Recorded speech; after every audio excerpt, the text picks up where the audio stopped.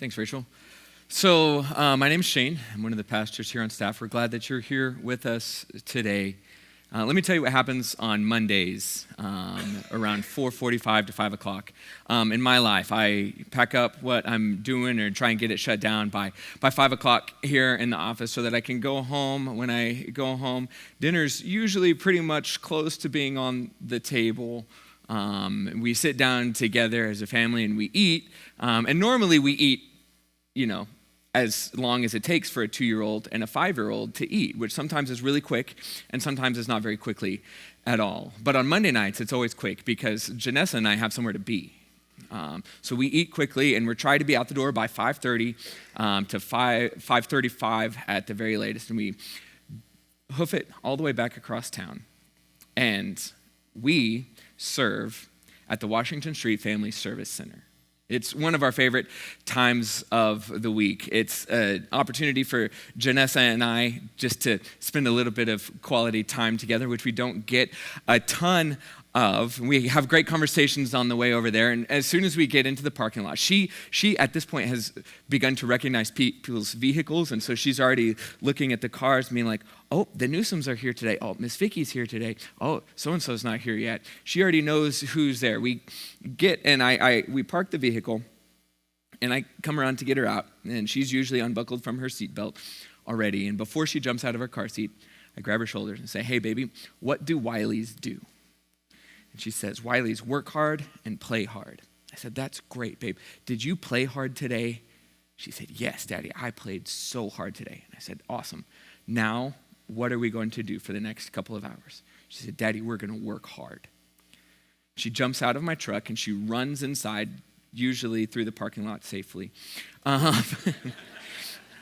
And she hits that buzzer and she waits for Miss Susan to come over here and let us in. And she sprints to the back and she knows to grab the book and to write her name for the volunteer log. She writes her name and then I write my name. And the first thing that we do at the Washington Street Family Service Center on Monday nights is we bag 80 potatoes.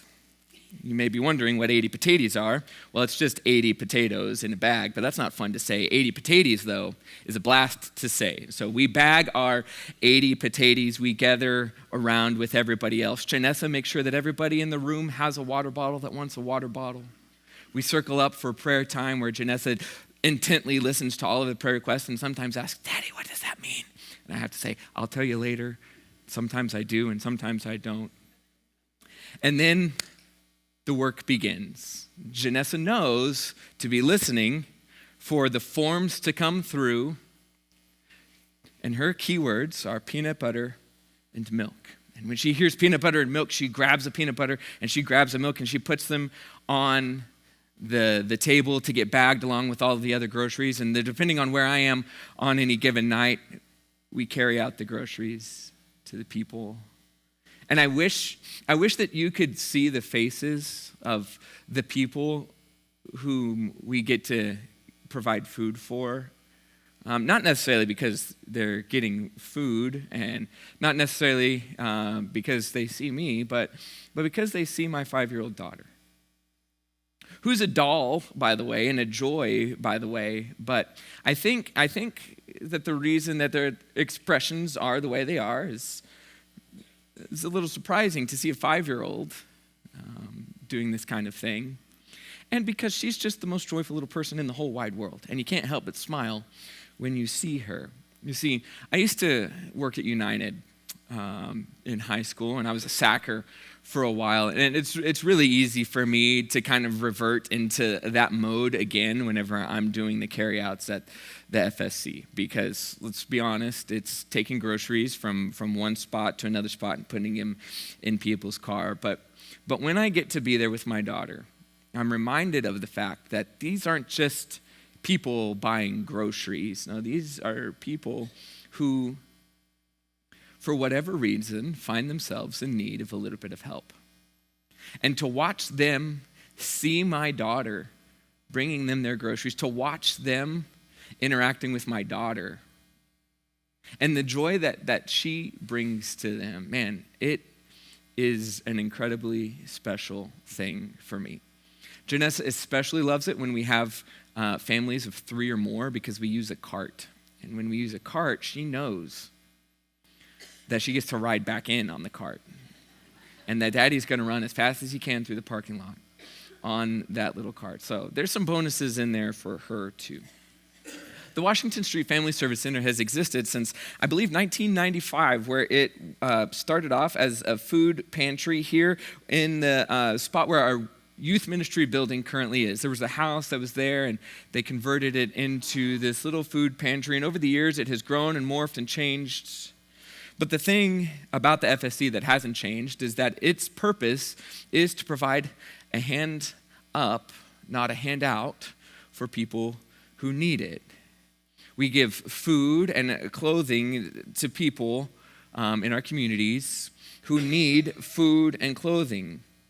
There was a season where it was pretty easy to just come in and grab food and clothing and then go on about your business. We've tweaked and changed some things to make the accountability a little bit more so that we make sure that we're taking care of the right people. We've increased accountability, utilizing an interview process where we actually get to sit down and get to know the stories and the situations of the clients a little bit better so we know what situation they found themselves in. We also just get to know them on a personal level. We get to pray for them and to ask about their life and their faith and things like that. In 2024, the Washington Street Family Service Center provided food and clothing for 2,614 households here in Amarillo, Texas. That's about 6,017 people.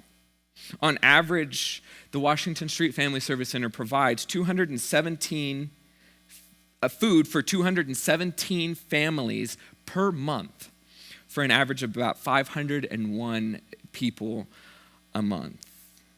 We're doing really good financially right now. We've got our food prices to about 16 cents a pound, which means that we're able to steward our resources really well, that we're able to provide good amounts of food for people who we are finding need it the most. The majority of our clients are single moms, the elderly, and veterans, which is exactly the type of people that we want to serve. And I told you before that it's really easy for me to revert to United grocery mode whenever I'm at the FSC. Take the groceries, say hi to the person, chit-chat to him on the way out, put the groceries in the trunk and head back in. But there are some special moments where I remember to slow down just enough and ask a little bit more pointed questions. And sometimes people volunteer the information. Oh, thank you so much for this. It's going to be such a huge help to me. I have a job interview tomorrow. And I get the opportunity to say, hey, can I pray for you about that? Can I just pray about that with you and for you? Where's the job? Tell me more. And it's really incredible to see the way that people kind of open up, right? Not because they have a trunk full of food, but because they're seen and known by somebody. Because in a world where people who need help often get overlooked, often are treated without any dignity whatsoever, the Washington Street Family Service Center on Mondays and Tuesdays and Thursdays and Saturdays gathers a group of people together and provides a place where people who need help can come and get the help that they need in a dignified manner, where an adult is sitting across the table from you asking you questions, not just to know information about you so we know how much groceries to give you, but to know you as a person. I rattled off some facts and figures for you, and that's all I'm going to tell you today. I'm not going to tell you a bunch of other facts and figures. We have them, but they're less important than I think what I'm about to say. Because it's really easy to get lost in numbers and get lost in facts and figures. Right? For me, who values that kind of thing, it's easy for me to dive into those and lose the forest for the trees. And here's what I mean when I say that. Each and every one of those numbers is a person. It's not just a person, but it's a person that's created in the image of God. And those people created in the image of God, regardless of the circumstances that have brought them to the Washington Street Family Service Center, are worthy of our attention. They're worthy of the dignity that we get to provide them there at Washington Street, at the Washington Street Family Service Center. They come in, and some of them are a little all shucks about having to ask for help and needing clothes and food and that sort of thing. And there's usually like, I'm working really hard. And it's like, I believe you. I really do. And I hope that this is able to help. Every single person that comes through our door, and this is a reminder for me as much as it's a reminder for you, every single person that comes through those doors on Monday nights and Tuesday nights and Thursday nights and Saturday mornings is a person that's created in the image of God and is worthy of my attention and worthy of me treating them and showing them dignity.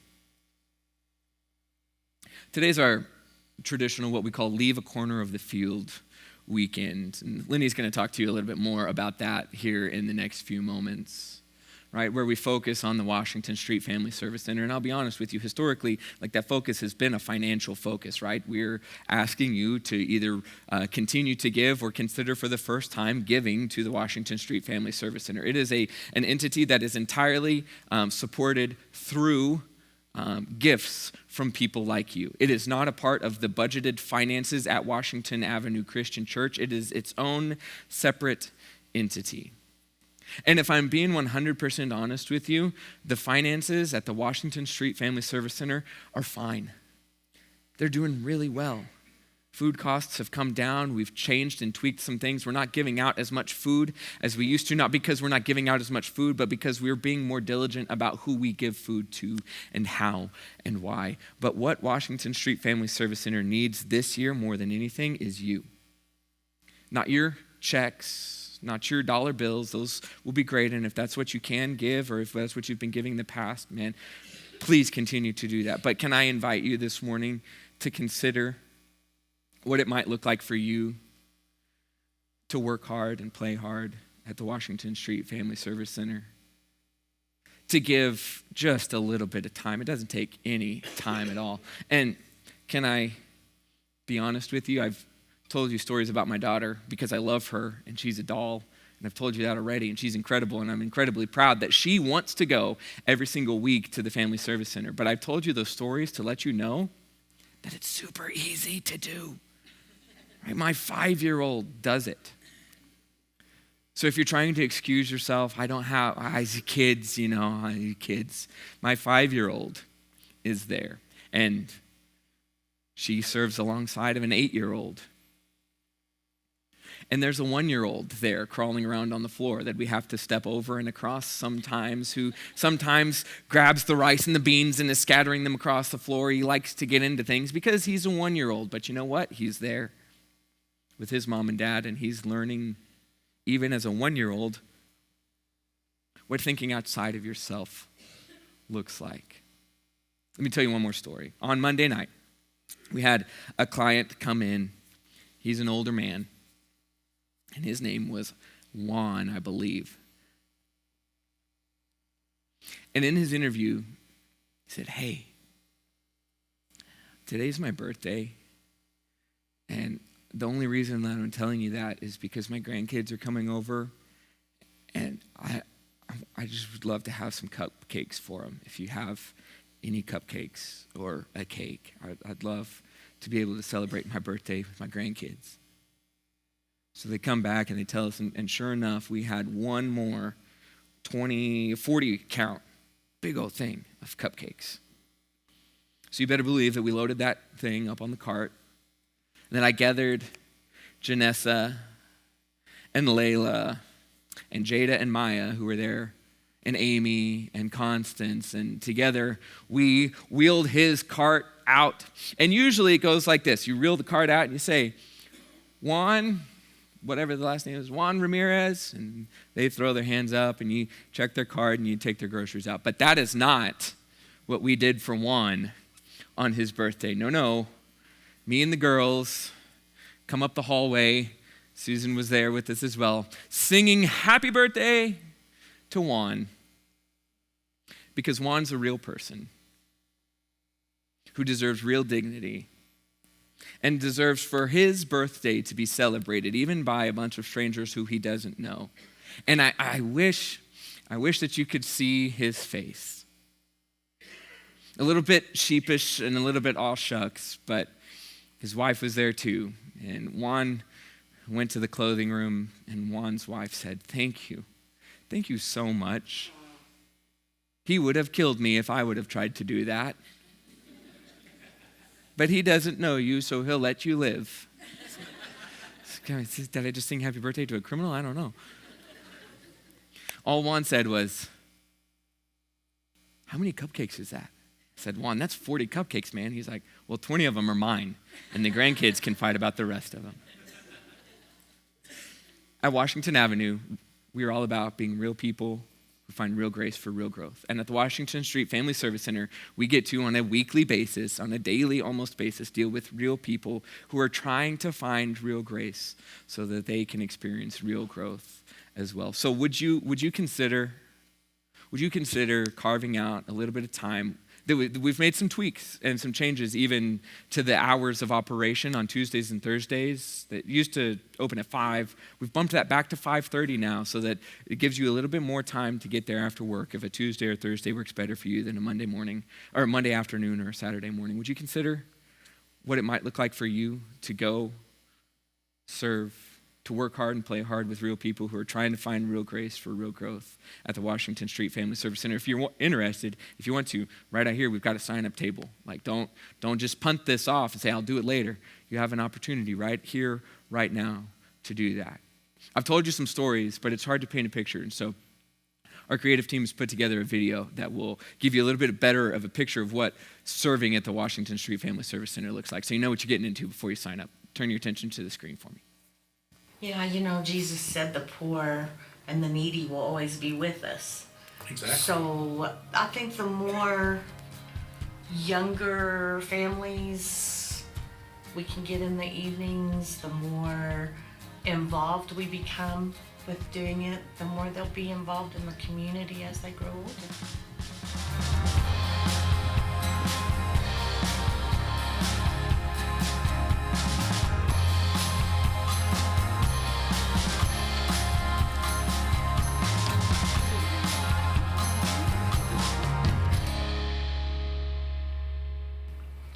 I think the interview process has helped us identify their needs in a much clearer way, that we can help them with their nutritional needs, clothing needs, maybe some household items, but it also gives us time to get to know our neighbors and know what their needs really are, and we can send them to other organizations that can help them better.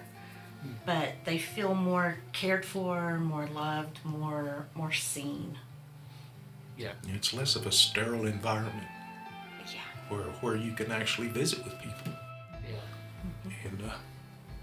And you can see, in most of them, you can see the gratitude. They don't have to say it, you can see it. And it just makes you feel good. Since I've been there, we've had 1 or 2 people that's come in and told us that we helped them out over time, and they would come in for a few months and they'd volunteer too to get back. And usually they're in the process of relocating, but they'll come in and they'll volunteer for a week, 2, 3 before they relocate. And they come in and thank us for helping them. We have had people ask to be prayed with, and we will do that as well. That happens quite often, really. So sometimes they're needing more spiritual food than they are nutritional food. So.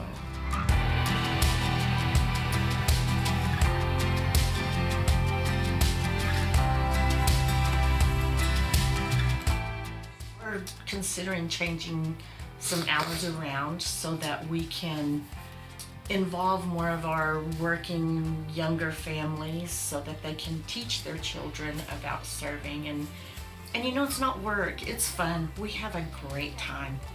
We laugh, we all pray together, we laugh, we serve the people. We have a 1-year-old that sits in a stroller. He's learning, he's watching. We've got 5-year-olds, 8, 9-year-olds, all the way up to 85 and plus. So there is a position for any age, anybody. We can use the help. We can find things for everybody to do. It's, I just want all of our volunteers and those who donate, whether it's food, money, whatever. Time. We just clothes. want them to know that we appreciate them to the end of the earth. Without them, we wouldn't be there. And I don't think any of the little things that I've gotten into over the years has made me feel nearly as good as that. It's it just feels like something I was meant to do, and I love it. I don't know, Buddy dragged me in there one day just to show me what it was all about, and I've been going ever since. He walked through and introduced me to everybody in there, and I started coming the very next week. And I've been there ever since. Never expected to be part of the leadership, but I enjoyed it so much I couldn't quit.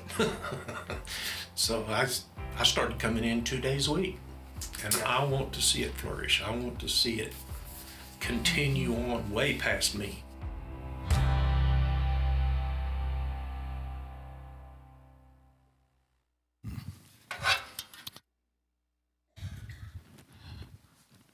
What I want you to do, is to just leave it. In fact, leave it be. In fact, leave it there. In fact, leave it alone. You get where I'm going? And wait, leave it to Beaver. Oh wait, how did that one get in there? Yeah. Every year, we do something highlighting the Family Service Center at this Washington Street that Shane talked so much about. And we call it Corner of the Field. And I'm entitling this sermon, Leave It. And you'll kind of understand as I read some of the passages. I'm going to read something from Leviticus and then Deuteronomy, and then I'm going to jump to the New Testament to 2 Thessalonians, and we'll come back and we will wrap this up shortly. Now, when you reap the harvest of your land, you shall not reap to the very corners of your field, nor shall you gather the gleanings of your harvest, nor shall you glean your vineyard, nor gather the fallen fruit of your vineyard, and you shall leave them for the needy and the stranger. I am the Lord your God. Then over in Deuteronomy. When you reap your harvest in the field and have forgotten a sheaf in the field, you shall not go back to get it.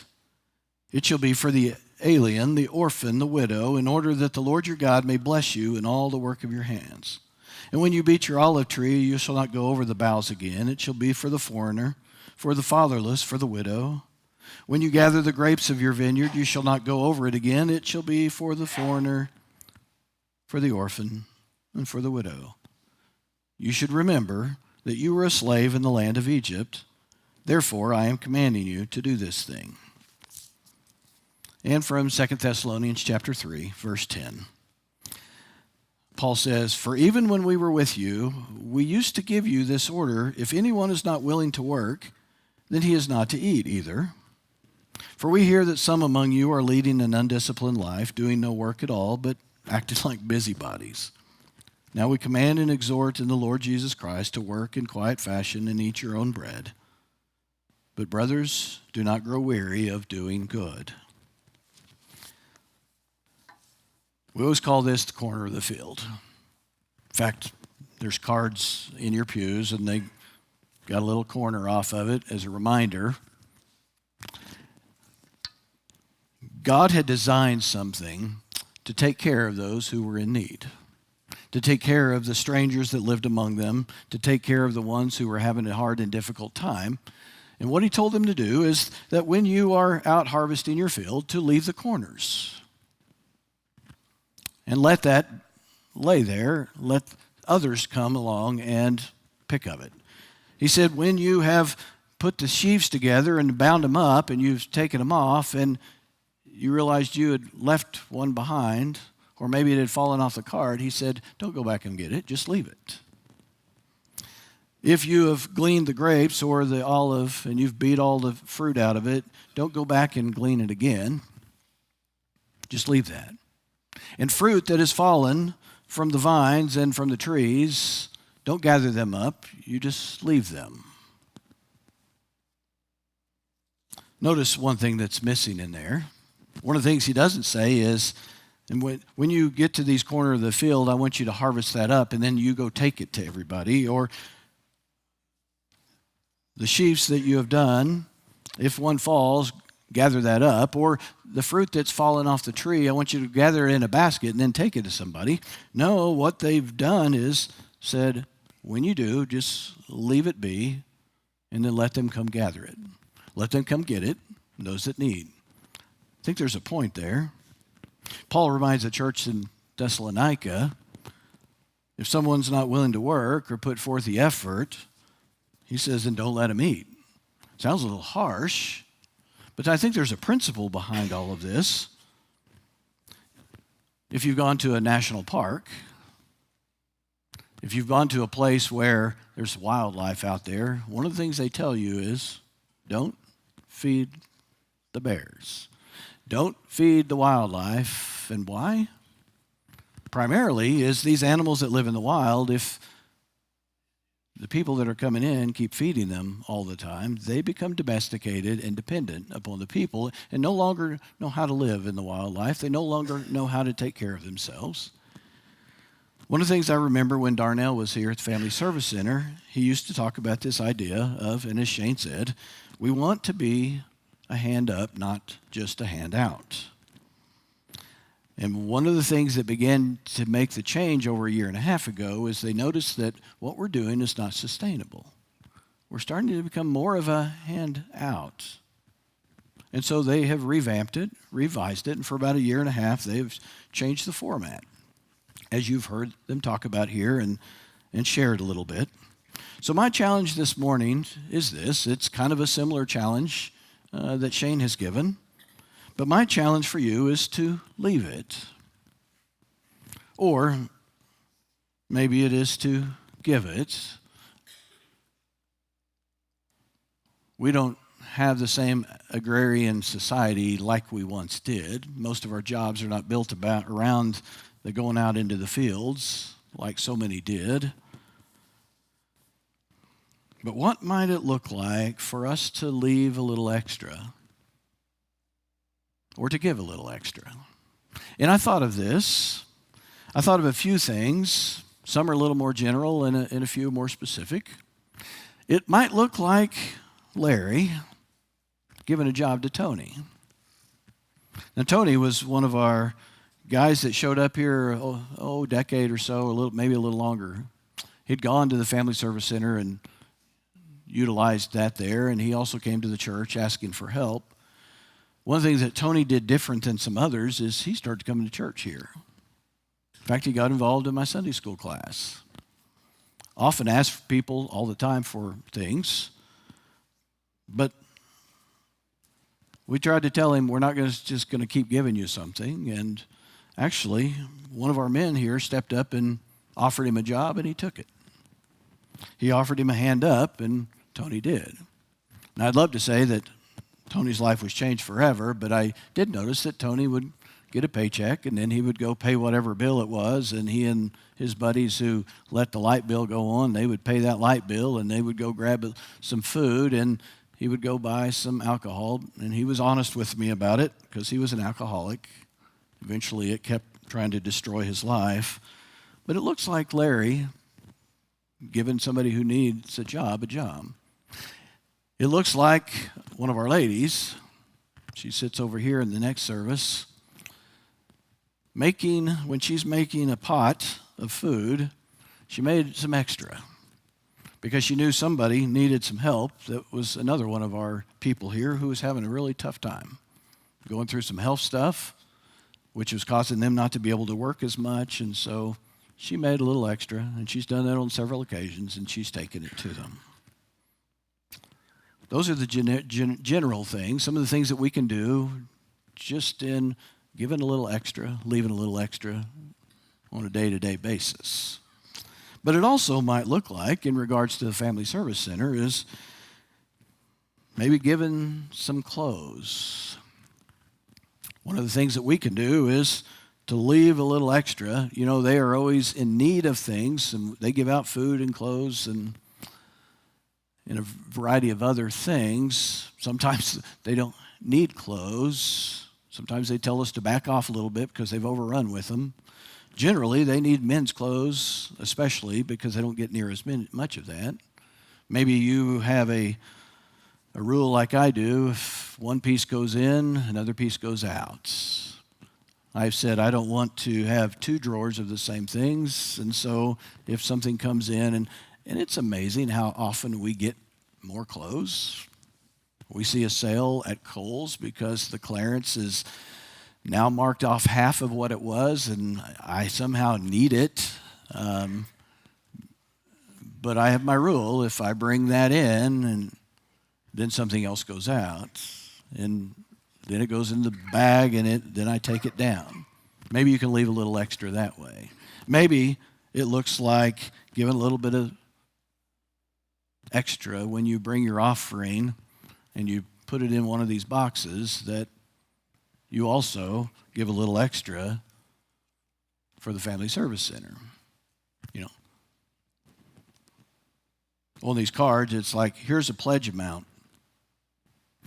People will fill these out and say, okay, you know what, I'll give an extra 15, 25, 30, 50 each month to help out the Family Service Center.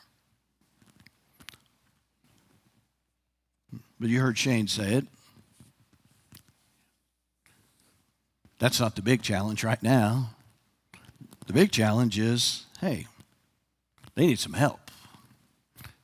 So my challenge to you is, maybe our challenge, our plug, our push for your involvement in the Family Service Center, maybe the Holy Spirit too is nudging that, you know what, I've been trying to figure out where I can put some effort and attention.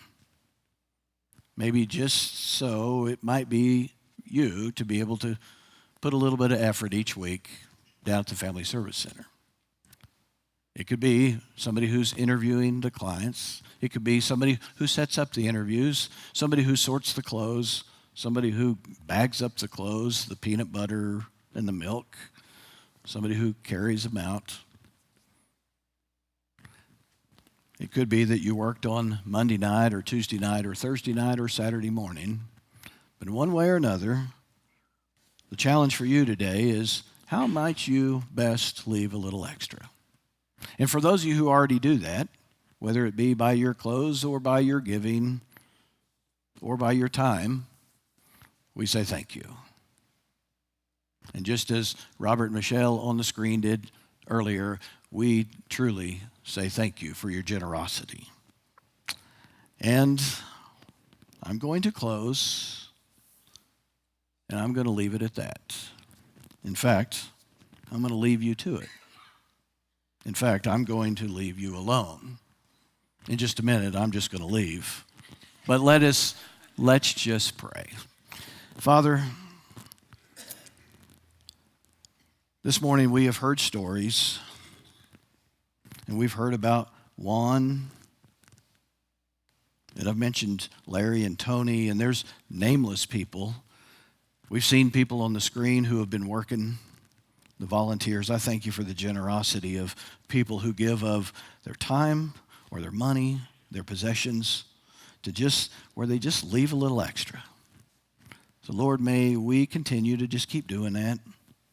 And maybe those of us who haven't been, remind us to just leave it. Lord, if you are working on somebody's heart,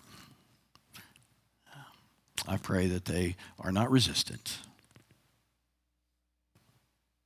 But Lord, I thank you for the work that's being done in the city of Amarillo and for those who need it because of the Washington Street Family Service Center. It's in Jesus' name we pray. Amen. Now, what you can do is, if you have questions and like, well, I got more questions, there is a table right out here. There's a place where you can find these cards. There's a place where you can sign up. They would love to talk to you about it. But right out here, I would love for you to visit that table.